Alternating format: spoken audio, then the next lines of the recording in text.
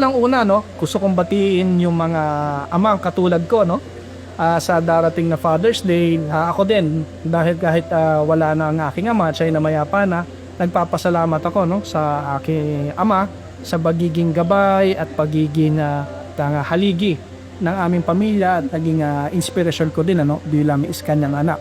At sana nawa yung mga katulad kong ama ay maging ehemplo din, ano, maging modelo sa kanilang mga anak. Happy Father's Day sa lahat ng mga ama.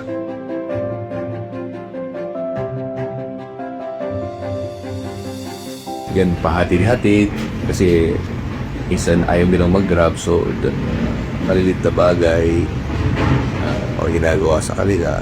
Minsan pinag-chat-chatting, grocery. Sa ngayon kasi, yung anak ko, si Otep, is marami siyang tanong. From the early age, talagang mahilig siyang magtanong ng mga bagay na gusto niyang malaman. Curious sa mga bagay-bagay. And I'm trying my best to be there to answer yung mga tanong na gusto niyang malaman. Bilang tatay, hindi ako masyadong showy sa mga anak sa pagmamahal nila. Ang sa akin na tawag nito, disiplina.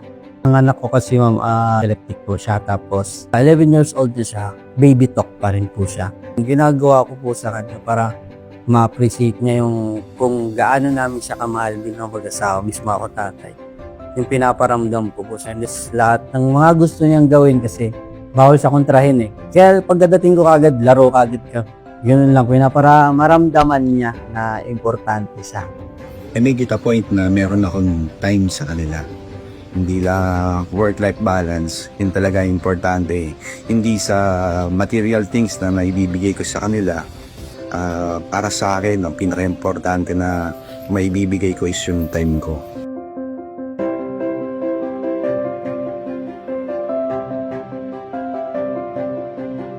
Magiging challenge siguro yung schedule talaga, yung pagtulog. Yun yung ina-expect ko magiging challenge kasi lahat yun naman na yung sinabi. Good luck sa tulog. 2022, doon ako unang namalayo sa kanya. Kailangan kong lumayo for how many years dahil nabigyan ako ng opportunity ni PJ na mag-aaral. Doon ko nasimulan yung pagiging malayo sa aking anak. Naiwan ko siya rito sa Pilipinas nung time na yan. Then pag uwi ko, medyo malayo pa rin siya sa akin.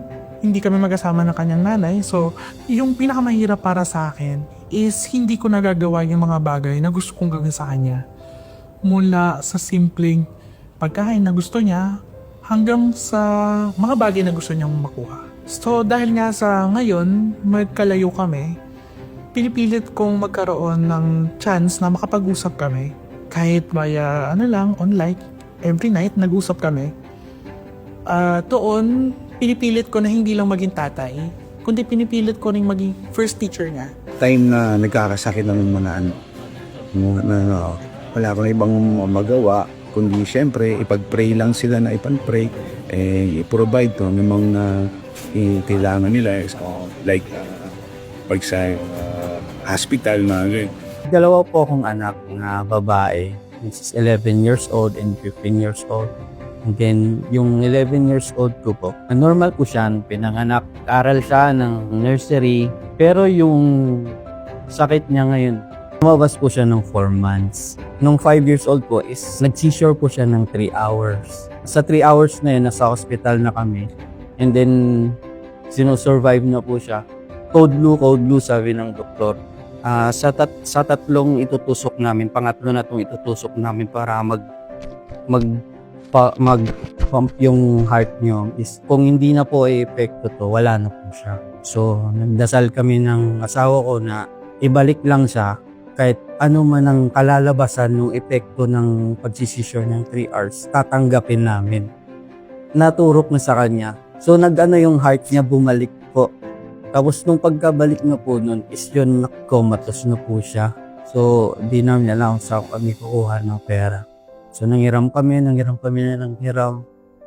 sa nagising yung anak ko, umiyak kami mag-asawa. Kasi para sa akin masakit. Kasi nung nagising siya, iba na po yung movement niya. Hindi na katulad nung dati na okay pa siya.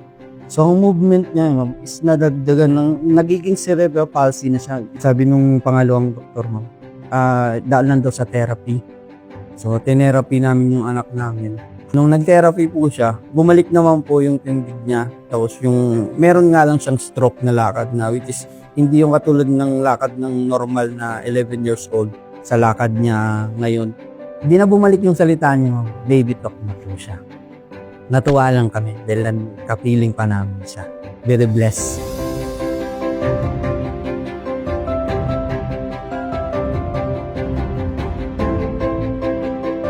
Punta lang ako sa kanila kung ano gusto nila. Gusto nila mag further studies kasi patapos na yung mga anak ko lahat eh.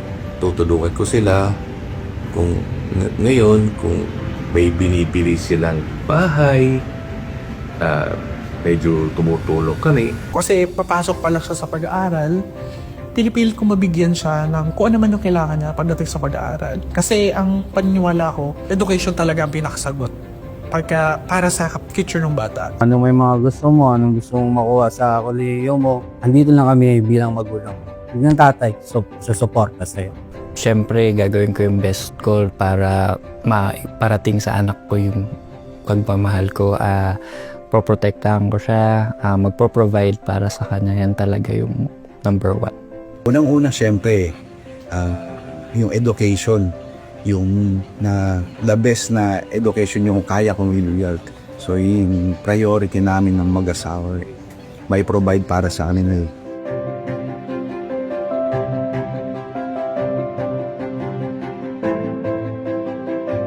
Para sa akin kasi hindi siya natatapos. Walang simula, walang tapos. Kasi hanggat hindi niya pa kayang mag-isa, hanggat kailangan niya pa yung gabay mo, kahit makatapos man siya, kahit malayo na natin nga, nandun pa rin yung pangakailangan niya. Nandun ka pa rin dapat para gabayan siya. Siguro sa akin man walang katapusan, ma'am. Siguro yung katapusan nun, hanggang sa mawala siguro ako. Hanggat buhay ako, walang katapusan. Hindi, para sa akin, hindi na yung tatapos eh. Walang tatapusin yun pong bullying po. Siguro matatapos yun pagka namatay ako. Pag nawala na ako sa mundong to. No? So, hanggat lahat ng kaya kong ibigay, kahit na siguro tumanda na ako, basta kaya kong ibigay para sa mga anak ko, ibibigay.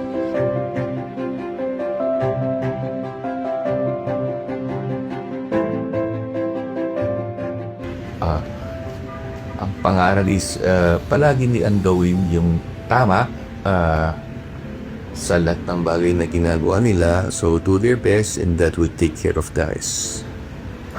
Sa aking mga anak, nandito lang ako palagi para sa inyo. Kahit naman tapos na kayo, kung may kailangan kayo, palagi akong nandito. Sama ng kanilang ina na supportahin siya palagi. Siguro ang lagi ko sinasabi is huwag kang matakot. Kasi ngayon nakikita ko na mayroon siyang pag-alinlangan. Mayroon siyang kini-question niya yung sarili niya, natatakot siya na baka magkaroon siya ng failure sa buhay. Actually, at the age of 5, tinatanong niya na yung, alam niya na yung salitang failure. And that's something na ayoko sa kanya. Ang gusto ko sana, makita niya na kahit na magkaroon ng palpak, nandito pa rin kami. Nandito pa rin ako para gabayan siya. Lagi ako nandito para sa'yo. Hindi daw naiyak sa bunso ko eh. Basta huwag muna siyang kunin ni Lord. Hanggang kaya namin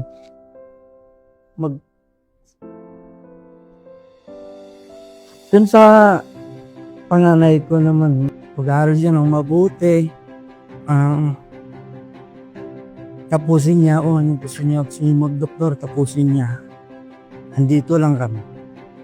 Pwede lang ako bilang tatay. Handa siyang sumuportahan. Kahit saan, kung anong gusto niya, dito lang ako.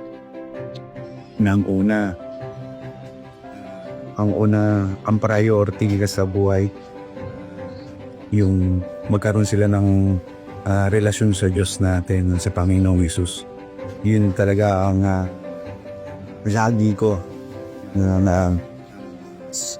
lagi kong nire-remind sa nila. Aral lang ng mabuti. Wala akong ibang hinihiling, kundi yun lang. Hindi mabait sila sa kapwa nila. Lagi nilang ipakita yung kindness, yung humility na May share nila yung ganong character nila sa mga taong nakapaligid sa amin.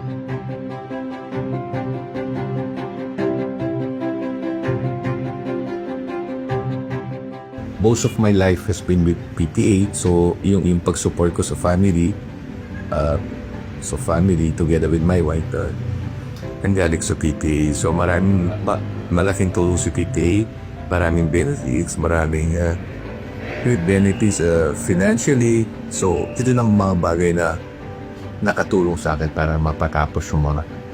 Siguro kasi nagsimula ako rito at a young age. And marami ring nagbibigay sa akin ng gabay. PPA is not just work for me, it's also a good family. Sobrang grateful sa PPA's opportunity kasi without yung opportunity sa PPA, mahihirapan ako mag-provide para sa anak ko.